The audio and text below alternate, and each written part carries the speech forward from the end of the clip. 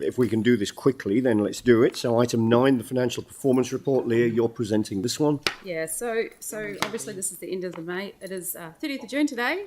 Best day of the year for an accountant, I can tell you.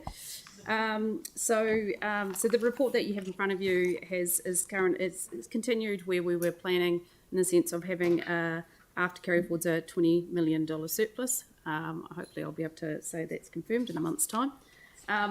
But the key thing here, and the carry forwards will be coming through for approval in August, July, August, as we go through the numbers to actually confirm that and what we do. One of the key things, the only key message that I really wanted to say two things. One was, it's a good result given where we are. And I was asked during the week in regards to, because we keep on talking about how we're going to repay COVID borrowing, and I just wanted to reflect for this, and I think it's actually quite important to do this in a public setting, in the sense that this council intended to borrow approximately $72 million because of COVID. That was the plan. In the end, we only borrowed $26 million, which is fantastic. And as at June 2020, that was what we had. Over the last 2 years, and including what we believe we can do this, we will have repaid it all this year. That's an absolutely fantastic result. I was also asked what we can, with some of that surplus, the best impact we can have for future, for rates decreases is repaying that debt. So using it, that's the best impact we can have. So I just wanted to highlight that for the public and for the councillors today. But other than that, I'll take questions.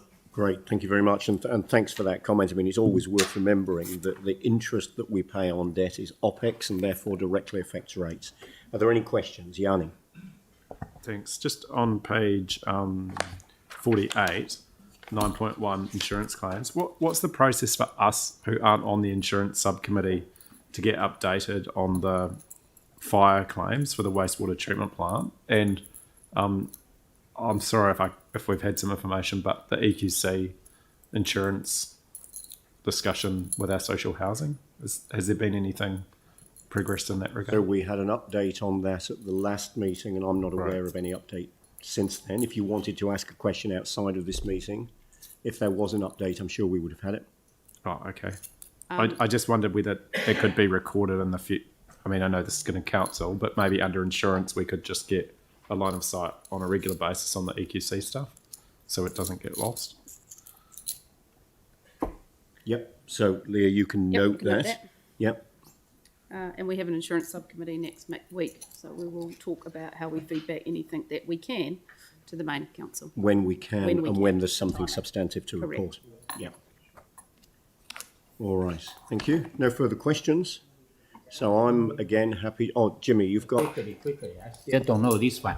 Particular paragraph 7.4. This funding partners breach. I still don't know. Ratified in April of the Finance Performance Committee, but we will be corrected until the October. I just don't know why have this gap. What happened? Yeah. Okay.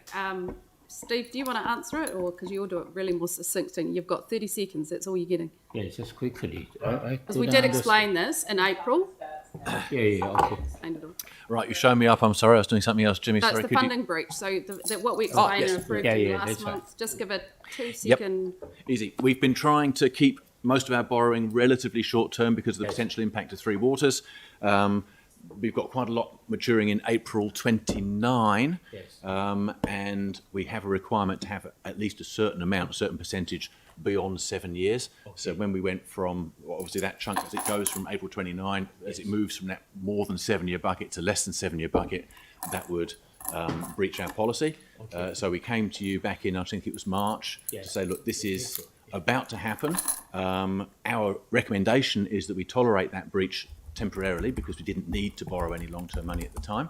Okay. We could, borrowing in advance of requirements, but we recommended we didn't. We just waited so we can correct it in September, October, and you agreed that that's what we should do. If that makes sense. Okay, thank you. All right, thank you. So I'm happy to move this. Do I have a seconder? Jimmy, you're happy to second. Excellent. Is there any discussion? All those in favour say aye. Aye. Against? That's carried. Okay, so I'm now going to adjourn the Finance and Performance meeting until the end of the council meeting. So the council meeting starts at 2 o'clock. When the council meeting ends, then we'll resume the finance and performance meeting. So I'll adjourn until that time. Thank you.